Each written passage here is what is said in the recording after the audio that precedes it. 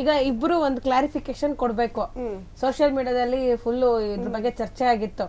ಏನಂತಂದ್ರೆ ಮುತ್ತು ಕಿಪ್ಪಿ ಹತ್ರ ದುಡ್ಡಿಸ್ಕೊಂಡ್ ಮೋಸ ಮಾಡ್ಬಿಟ್ಟಿದ್ದಾನೆ. ಕಿಪ್ಪಿ ಎಷ್ಟ್ ದುಡ್ಡು ಕೊಟ್ಟಿದ್ದೆ ಕಿಪ್ಪಿ ಮುತ್ತುಗೆ ಅಂತೆಲ್ಲ ಹೇಳಿ ಕಮೆಂಟ್ ಬಾಕ್ಸ್ ಅಲ್ಲೂ ಕೂಡ ಕಮೆಂಟ್ ಹಾಕ್ತಿದ್ರು ತಾನೆ.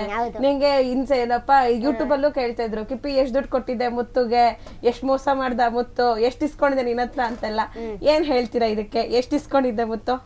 ನನಗೆ ನೆನಪಿಲ್ಲ, 15 ಸಮಥಿಂಗ್ ಹಂಗೆ ಹತ್ರ ಕೊಟ್ಟಿದ್ದೀನಿ. ಬಟ್ ಅವನು ನಾನು ದುಡ್ಡು ನನಗೆ ಇಸ್ಕೊಂಡಿದ್ದು ಅಂದ್ರೆ ಅವನಿಗೂ ಕಮಿಟ್ಮೆಂಟ್ ಇರುತ್ತೆ. ಇವಾಗ ಎಕ್ಸಾಂಪಲ್ ಕಾಮನ್ ಅಲ್ಲ, ಅದು ಕಾಮನ್. ಇವಾಗ ಲವರ್ಸ್ ಅಂದಮೇಲೆ ಇವಾಗ ಕಷ್ಟ ಬಂದೇ ಬರುತ್ತೆ. ಕಷ್ಟ ಬಂದಾಗ ನಾವು ಹೆಲ್ಪ್ ಮಾಡಲೇಬೇಕು. ನಮ್ಮ ಹತ್ರ ಇದೆಯೋ ಅದು ಸೆಕೆಂಡ್ರಿ, ಬಟ್ ಹೆಲ್ಪ್ ಮಾಡಬೇಕು. ಸೊ ಆ ಟೈಮ್ ನಾನು ಅದು ಆಗ್ತಿದ್ದಿಲ್ಲ ಅಕ್ಕ. ನಾನು ಏನಕ್ಕೆ ಆಗ್ತಿದ್ದ ಅಂದರೆ ಅವನೊಂದು ಯಾವುದೋ ಮೈಸೂರಲ್ಲಿ ಯಾರೋ ಯೂಟ್ಯೂಬ್ ಚಾನಲಲ್ಲಿ ಹೋಗ್ಬಿಟ್ಟು ಇಂಟರ್ವ್ಯೂ ಕೊಟ್ಟಿದ್ದ, ಮೋಸ ಆಗೈತೆ ಅಂತ ಸಾಂಗ್ ಹಾಕಿದ್ದ. ಅವಾಗ ನನಗೆ ಟ್ರೆಗರ್ ಜಾಸ್ತಿ ಆಯಿತು. ಅವಾಗ ಏನಾಗೋಯ್ತು ಅಂದರೆ ನಂಗೆ ಸಿಟ್ಟು ಬಂದ್ಬಿಡ್ತು. ಅವ್ರಿಗೂ ಪರ್ಸ್ನಲ್ ಆಗಿ ಹೋಗಿ ನಾನು ಮೋಸ ಮಾಡಿದ್ದೀನಲ್ಲ, ಸರಿ ನನ್ನ ದುಡ್ಡು ಹಿಂಗೆ ಇದೆ, ದುಡ್ಡಿಸ್ಕೊಳ್ಬಿಡಿ ಅಂತ ನಾನು ಸಿಟ್ಟಲ್ಲಿ ನನಗೆ ಹಾಕಿದ್ದೆ. ನಂಗೆ ಅವಾಗ ಏನು ಮಾಡಬೇಕು ಅಂತ ಗೊತ್ತಿಲ್ಲ. ಇವ್ ನಂಗೆ ಹಾಕ್ಬಿಟ್ಟ ಹೋಗ್ಬಿಟ್ಟು.